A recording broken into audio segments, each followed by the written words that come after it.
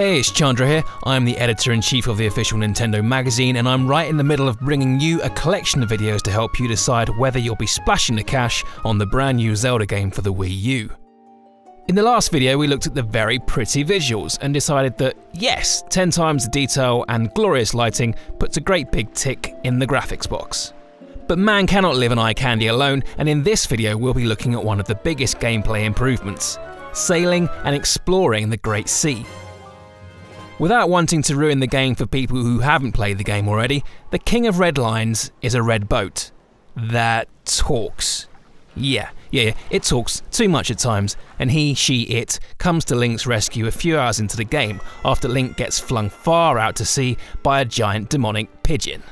Standard. Given that much of the game's map is taken up by the vast expanse of the Great Sea, the boat is Link's only means of travel.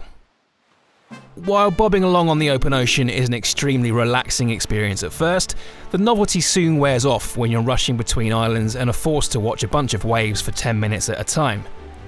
Nintendo has responded by adding a new red version of the boat's sail. This sail isn't immediately available and you'll have to go looking for it, but your reward will be a much faster ride. You also get to ditch another nautical annoyance. No, you don't get to use Captain's motorised ferry, but you do get to cheat the wind. Rather than constantly stopping and deciding which way you need the wind to be blowing, as if by magic the wind is now always blowing in all directions. Yeah, this might sound ridiculous in theory, but in practice it makes the traversal of the Great Sea far more enjoyable. And if you don't like the sound of that, well, you better go and buy that copy of Sim Boat you saw in the bargain bin that one time. The Wii U gamepad comes into its own when you're hanging out with the King of Red Lions. The boat has several abilities, such as the mounted cannon and a grappling hook attached to a crane. Traditionally, these allowed you to take out enemy boats and beasts of the sea, or if you're Matthew O&M, you could just bomb your nan's house? Mean! And the grappling hook allows you to trawl the ocean floor for sunken treasures. Rather than having to reallocate all the relevant equipment every time you jump on board, the game now auto-equips, making everything just that little bit simpler and saving you time. On top of that, the sea chart now appears on the Wii U gamepad, rather than in a map screen menu that makes you pause the game, search around and finally get back to the action.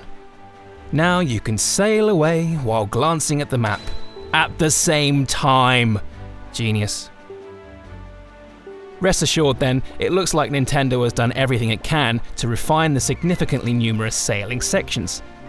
If you played the game on the GameCube and were put off revisiting because of red haze memories of unending seasickness, your prayers may well have been answered. That's it for now, but in the next video I'll be looking at some of the other Wii U gamepad additions that make aiming, adventuring and battling so much easier. The Legend of Zelda: The Wind Waker HD hits the Wii U on Friday the 4th of October, and it also comes bundled with a special Zelda hardware pack. What a way to spend your hard-earned cash. What a way? Water? Oh, wasted. I'm gonna stick to Pokemon jokes from now on, guys.